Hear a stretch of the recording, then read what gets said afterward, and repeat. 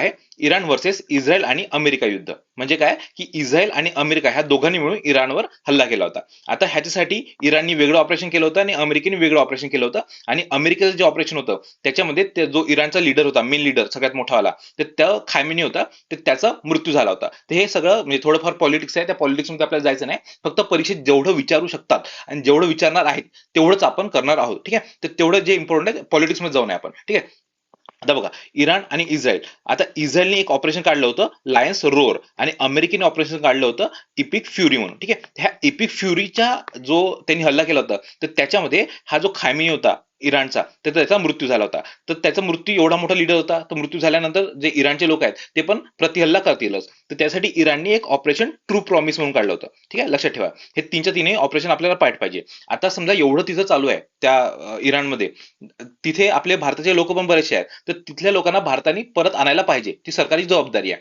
तर त्याच्यामुळे सरकारने आपलं एक ऑपरेशन सिंधू पण काढलं होतं. ठीक आहे, हे सगळेचे सगळे ऑपरेशन आपल्याला लक्षात पाहिजे. बघा, ऑपरेशन इपिक फ्युरी आहे हा युएसएचा आहे, इपिक फ्युरी. त्यानंतर लायन्स रोअर आहे हा इस्रायलचा आहे. आता ह्याच्यामध्ये कन्फ्युज व्हायचं नाहीये. म्हणजे आणि एक ट्रू प्रॉमिस पण आहे हा इराणचा आहे. आता हे इंग्लिश जरी वाटत असेल तर हे इराणचं आहे, लक्षात ठेवा. इंग्लिश नाव आहे तरी हे इराणचं आहे. ट्रू प्रॉमिस फॉर इराणचं आहे. त्यानंतर इपिक फ्युरी हे युएसए काढलं होतं. आता बघा लक्षात काय ठेवायचं आहे, इराणचं लायन आहे. तुम्ही फक्त इमॅजिन करा की इराण, म्हणजे डोळे बंद करा आणि फक्त इमॅजिन करा इराण सॉरी इस्रायलचा मॅप. इस्रायलचा मॅप जर तुम्हाला माहित असेल, फक्त इस्रायल असं नाव लक्षात ठेवा आणि त्याच्यावरती एक सिंह आहे किंवा लायन आहे असं इमॅजिन करून ठेवा, जेणेकरून तुम्हाला असं काही जोड्या लावायला आलं तर इस्रायलच्या समोर डायरेक्ट लायन्स रोअर तुम्ही डायरेक्ट जोडी लावू शकाल. ठीक आहे, त्यानंतर युएसएचा इपिक फ्युरी आहे. ट्रू प्रॉमिस इराणचं तुम्हाला सांगितलं. हा, आणखी एक इम्पॉर्टंट गोष्ट आहे, इटर्नल डार्कनेस. आता थोडं सिजफायर झालं होतं, म्हणजे थोडी शांती, युद्ध शांती झाली होती. तर त्याच्यामध्ये पण इस्रायल थोडासा ऐकला नव्हता, इस्रायलने परत हमले करत होता. पण इस्रायलने जे इराण होतं त्याच्यावर हमले न करता लेबनॉनवर हमले केले होते. आता लेबनॉनवर का बरं? हा जो लेबनॉन देश आहे तर त्याच्यामध्ये एक ग्रुप आहे हिजबुल्ला म्हणून. ठीक आहे, तर हा जो हिजबुल्ला ग्रुप आहे तर त्याला इराणचा सपोर्ट आहे. म्हणजे आता बघा, हा जो इस्रायल आणि अमेरिकेने इराणवर हल्ले केले होते तर त्यावेळेस इराणच्या सपोर्टमध्ये हिजबुल्ला आणि जे इस्रायल आहे त्याच्यावर हल्ले केले. त्याच्यामुळे आता म्हणजे सीजफायर झाल्यानंतर पण जो इस्रायल आहे त्यांनी जे हिजबुल्लांना बाहेर काढायसाठी किंवा मारायसाठी त्या देशावर, कोणत्या लेबनॉन देशावर हल्ले केले होते. त्यासाठी इटर्नल डार्कनेस हा होता. ठीक आहे, हे लक्षात ठेवायचं आहे. त्यानंतर ऑपरेशन सिंधू तुम्हाला सांगितलं होतं. आणखी ऑपरेशन सिंधू सारखे इतर पण बरेचसे ऑपरेशन आहेत, जसं ऑपरेशन गंगा वगैरे आहे, त्यानंतर ऑपरेशन कावेरी वगैरे आहे. तर ते पण आपल्याला माहिती पाहिजे. ठीक आहे, त्याच्यावर पण विचारू शकतात. त्याची टेलिग्रामवर किंवा आपल्या जे युट्यूब लेक्चर आहे त्याच्यामध्ये तुम्हाला ते प्रॉपर एकदा घेतलेलं आहे, तर तुम्ही तिथून एकदा बघून घ्या ते. ठीक आहे, सगळे ऑपरेशन एकत्र कव्हर केलेले आहेत मी. आता त्यानंतर हे ऑपरेशन सिंधू आहे. त्यानंतर युद्धविराम मध्ये मध्यस्थी आता पाकिस्तानने केली. आता त्याच्यात फनी जी काही गोष्ट आहे त्यात जाऊ नये आपण, फक्त पटापट कव्हर करून घेऊया. हे युद्धविराम जी मध्यस्थी होती ती पाकिस्तानने केलेली आहे, ही एक गोष्ट लक्षात ठेवा. ठीक आहे, आता बघा सगळ्यात इम्पॉर्टंट गोष्ट, हा जो इराण आहे हा इराणचा संपूर्ण मॅप आपल्याला माहिती पाहिजे. इराणचा आजूबाजूला कोणते देश आहेत, त्याच्यामध्ये माउंटेन्स कोणते आहेत, रिव्हर्स कोणते आहेत, हे सगळे आपण एकदा बघून घेऊ, जेणेकरून काही प्रश्न आला तर आपला सुटायला नको. ठीक आहे, आता बघा हा जो इराण आहे, इराणच्या आजूबाजूला देश आपण एकदा बघून घेऊ. तुर्कमेनिस्तान आहे, अफगाणिस्तान आहे, पाकिस्तान आहे, त्यानंतर इकडे आहे तुर्की, अझरबैजान, इराण. एवढेच आहे, सॉरी इराक. एवढेच नाही आहेत, आणखी एक देश आहे, हा अझरबैजान आहे. अझरबैजानच्या बाजूला इथं तुम्हाला एक छोटस काहीतरी दिसतंय. ठीक आहे, हा जो देश आहे हा आहे अर्मेनिया. ठीक आहे, असे टोटल 7 देश बघा. आता हे लक्षात काय ठेवायचं, तू आ पाक, तू आ पाक, तू आ आ इराक. काय लक्षात ठेवायचं, तू आ पाक, तू आ इराक. राहील लक्षात. तू म्हणजे तुर्कमेनिस्तान, ए म्हणजे अफगाणिस्तान, पाक म्हणजे पाकिस्तान तुम्हाला माहितच आहे. त्यानंतर तू म्हणजे ही तुर्की, त्यानंतर ए म्हणजे अझरबैजान, त्यानंतर ए म्हणजे अर्मानिया आणि इराक तर तुम्हाला डायरेक्ट माहितच आहे. ठीक आहे, हे सगळे देश लक्षात ठेवा. त्याच्यानंतर आता ह्याच्या आतमध्ये काय काय बघू. ह्याच्या आतमध्ये डोंगरदरे आहेत, त्याच्यानंतर नद्या आहेत, त्याच्यानंतर काही वाळवंट वगैरे पण आहे, पण ते सगळं आपल्याला माहिती पाहिजे. बघा, आता हा जो इराण आहे, इराणचे हे जे माउंटेन्स किंवा त्याला आपण पर्वत रांगा वगैरे म्हणतो, तर हे जे दोन आहेत त्याच्यात इल्ब्रुज, सॉरी इलबुर्ज, इलबुर्ज आहे ते, किंवा अल्बुर्ज पण म्हणतात किंवा अल्बोर्ज पण म्हणतात त्याला. हे बघा, त्यानंतर दुसरं झारगोस आहे. ठीक आहे, हे दोन लक्षात ठेवा, अल्बोर्ज आणि झारगोस, अल्बोर्ज आणि झारगोस. ठीक आहे, त्यानंतर ह्याच्यामध्ये दोन वाळवंट आहेत, कोणते कोणते, दश्त ए लूट आणि दश्त ए कावीर. ठीक आहे, दश्त ए कावीर आणि दश्त ए लूट. त्याच्यानंतर आणखी याच्यामध्ये नद्या पण आहेत, एक करून रिव्हर आहे, त्यानंतर आणखी 3-4 रिव्हर आहेत, डेज, कारखे आणि दियाला, ह्या 3-4 रिव्हर आहेत. हे सगळं आपल्याला माहिती पाहिजे. त्यानंतर आता अजून काय काय याच्यात, आता हा याच्यामधल्या वॉटर बॉडीज बघा, हे कॅस्पियन सी आहे, कॅस्पियन सी इथे लागतो, त्यानंतर पर्शियन गल्फ आहे आणि स्टेट ऑफ हॉर्मुझ. आता स्टेट ऑफ हॉर्मुझ आहे ह्याच्याविषयी आपल्याला प्रॉपर आपण वेगळं घेऊ, पण इथं सांगून देतो एकदा. हा बघा स्टेट ऑफ हॉर्मुझ आहे, हा 2 देशामध्ये आहे. कोणता आहे? इथं अबुधाबी दिसते, हा युएची, तर हे युए सोबत नाहीये लक्षात ठेवा. हा आहे ओमान. ओमान जरी इथपर्यंत दिसत असेल पण हा ओमानची इथं छोटीशी टेरिटरी आहे. हा ओमान आणि हा जो इराण देश आहे ह्या दोघांच्या मध्ये आहे स्टेट ऑफ हॉर्मुझ. लक्षात ठेवा, सगळ्यात जास्त इम्पॉर्टंट ह्या वेळेचं स्टेट ऑफ हॉर्मुझ आहे.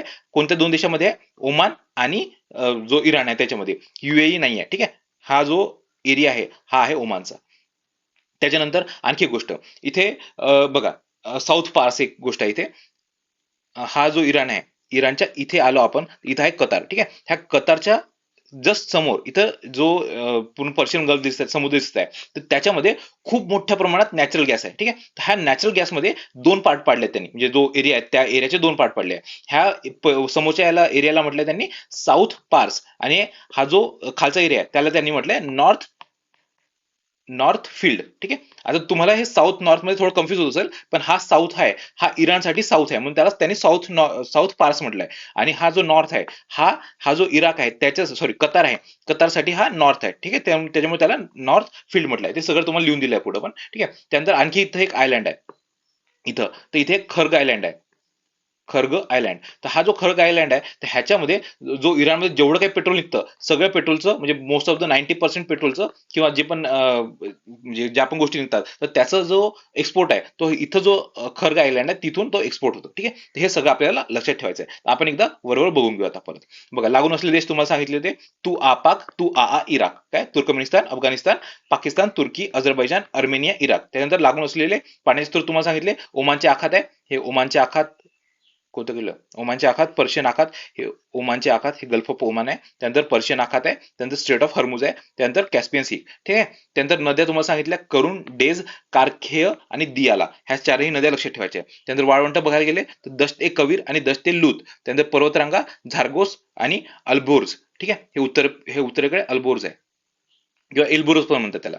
त्यानंतर भौगोलिक विस्तार आणि लोकसंख्या ह्या दोन्ही बाबतीमध्ये हा जगात 17व्या क्रमांकाचा देश आहे पूर्ण टोटल, आणि आशियामध्ये बघायला गेलं तर 6व्या सर्वात मोठा देश आहे. त्यानंतर सर्वाधिक लोकसंख्या असलेला समुदाय त्याच्यामध्ये शिया मुस्लिम आहे. शिया आणि सुन्नीमध्ये बरेचसे भांडण असतात, आणि त्याच्यामध्ये हा जो देश आहे इराण, तर त्याच्यामध्ये शिया डॉमिनिक कम्युनिटी आहे. ठीक आहे, आता जो तुम्हाला मगाशी हिजबुल्ला सांगितला होता, हिजबुल्ला पण शिया आहे, त्याच्यामुळेच त्याला जो इराण आहे तो सपोर्ट करत असतो. ठीक आहे, त्याच्यानंतर आता न्यूज मधील ठिकाणे हे तुम्हाला सांगितलं, समुद्राची हॉर्मुझची समुद्रधुनी किंवा स्टेट ऑफ हॉर्मुझ, तर हा इराण आणि ओमान ह्या देशामध्ये आहे, तुम्हाला सांगितलं.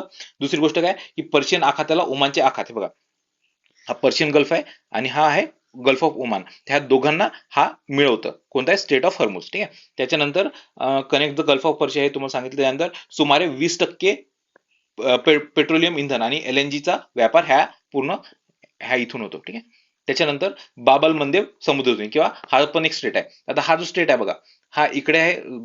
हा आणखी एक गोष्ट लक्षात ठेवा, म्हणजे जे देश नाही आहेत, तुम्हाला कन्फ्युज होऊ शकतं, ते देश पण लक्षात ठेवा. हा सौदी अरेबिया ह्याला लागत नाही, कतार याला लागत नाही. ठीक आहे, हे दोन तुम्हाला कन्फ्युज होऊ शकतात, पण ते लक्षात ठेवायचे. त्याच्यानंतर आणखी एक गोष्ट बघा, आता हा जो मॅप आहे, इकडे आहे ओमान, आणि ओमानच्या इकडे इकडे हा ओमान आहे, इकडे आहे येमेन. ठीक आहे, त्याच्यानंतर इकडे आफ्रिका लागतो, तर आफ्रिकेमध्ये इथं 2 देश आहेत. ठीक आहे, ते 2 देश, इथं एक आहे जिबोटी, आणि इथं आहे इरिट्रिया. ठीक आहे, इरिट्रिया आणि जिबोटी, तर ह्या 2 देश आणि हा येमेन, तर ह्यांच्या मधून जो स्टेट आहे तो आहे बाबल मंदेब स्टेट. ठीक आहे, आलं लक्षात? बाबल मंदेब समुद्रधुनी. तर ही आशिया खंडातील येमेन आणि आफ्रिकेतील जिबोटी, हा बघा, आशिया खंडातील येमेन आणि आफ्रिकेतील जिबोटी आणि इरिट्रिया यांच्या दरम्यान आहे. ठीक आहे, हे 3 देश आहेत, लक्षात ठेवा. त्याच्यानंतर आता ह्या जो वरती होती त्याच्यात 2च देश होते, कोणतं?